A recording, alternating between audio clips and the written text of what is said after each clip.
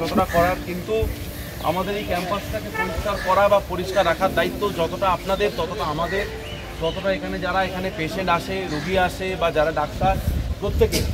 তো এই জায়গাটা বারবার শুনতে হয় যে সরকারি হাসপাতাল কেন পরিষ্কার নয়, কেন এত নোংরা। তো সেই জিনিসটা শুনতে খারাপ লাগে।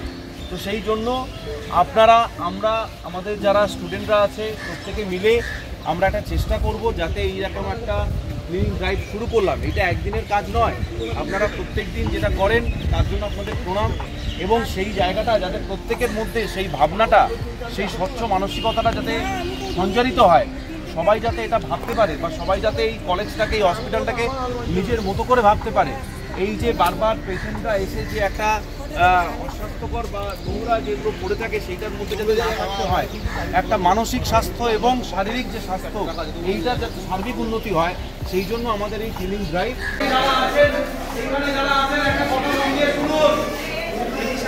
এইখানে যারা আছেন তারা একটা কথা মন দিয়ে শুনুন। যারা এখানে আসেন পেশেন্ট দেখাতে, রোগীকে নিয়ে আসেন, এটা আপনাদের হসপিটাল।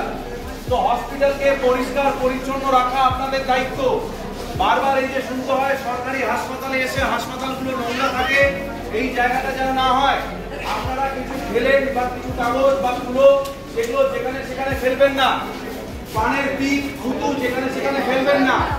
সেই জায়গাটায় নির্দিষ্ট ডাস্টবিন থাকবে, সেই ডাস্টবিনে আপনারা ফেলবেন, যেখানে সেখানে থুতু ফেলবেন না। এটা আপনাদের অনুরোধ। এই হসপিটালটা যতটা ডাক্তারদের, যতটা আমাদের, ঠিক ততটাই আপনাদের, কারণ আপনারা সুস্থ হতে এখানে আসেন। তাই এই জায়গাটা এনশিওর করা, নিশ্চিত করা আপনাদের দায়িত্ব। আপনারা দয়া করে কোথাও নোংরা ফেলবেন না, এটা আমার অনুরোধ আপনাদের কাছে। এবং যারা আসবে